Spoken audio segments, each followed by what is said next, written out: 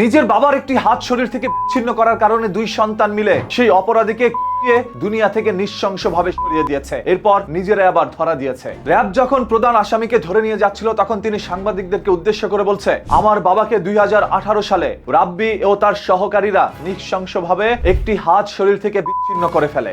আজ 2026 সালে এসে আমি আমার ভাই সেই রাব্বিকে দুনিয়া থেকে সরিয়ে দিয়েছি, যেভাবে আমার বাবাকেও তারা দুনিয়া থেকে সরিয়ে দিতে চেয়েছিল। সন্ত্রাসী মারছি, ভালো মানুষ মারি নাই। আমার বাপের ওরা 15 দিনে মিললে আর আমরা দুই ভাই আমার বেশি লুক লাগে নাকি আমার বিলজা নাই। এখন কথা হচ্ছে, খালেক কেন রাব্বিকে দুনিয়া থেকে সরিয়ে দিয়ে বলছে আমি কোনো ভালো মানুষকে দুনিয়া থেকে সরিয়ে দেইনি, আমি একজন চাঁদাবাজকে দুনিয়া থেকে সরিয়ে দিয়েছি। রাব্বির নামে খালেক একের পর এক অভিযোগ তুলে ধরছিল। বলছে তার এলাকার অসংখ্য দোকান থেকে রাব্বি প্রতিদিন চাঁদা চাইতো, চাঁদা যদি না দিত তাহলে তাদেরকে মারধরের মতো অভিযোগও তুলেছেন। রাব্বির বিরুদ্ধে অসংখ্য অভিযোগের ভিত্তিতেই রাব্বিকে নৃশংসভাবে দুনিয়া থেকে নাকি সরিয়ে সেই দুই আপন ভাই। তারা বলছে আমরা তো অন্য কোনো বাহিনীকে নিয়ে আসি নাই, আমরা দুই ভাই তাকে দুনিয়া থেকে সরিয়ে দিয়েছি এবং জেল থেকে যদি বেরিয়ে আসতে পারি কোনোভাবে তাহলে যারা আমাদের বিরুদ্ধে অভিযোগ করেছে তাদেরকেও আমরা দেখে নিব। এইভাবে কথাগুলো বলছিলেন আব্দুল খালেক, যেই খালেকই রাব্বিকে দুনিয়া থেকে সরিয়ে দিয়েছে। আপনাদের কাছে এই বিষয়টি ভালো লেগেছে?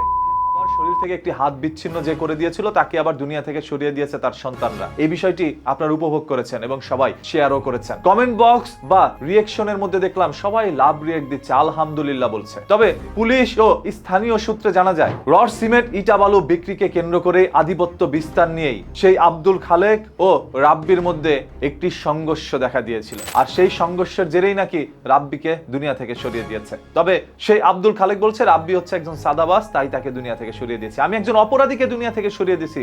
আপনাদের সবার তো আমাদেরকে সমর্থন করা দরকার, তাই আপনারা সবাই তাদেরকে সমর্থন করছেন। তবে এই ঘটনার পেছনে অন্য কিছু থাকতে পারে বলে ধারণা করছে আইন শৃঙ্খলা বাহিনী ও স্থানীয় জনগণ। এমনও অভিযোগ উঠেছে গ্রেপ্তারকৃত প্রধান আসামি আব্দুল খালেক তিনি নিজেও নাকি চাঁদাবাজি করত।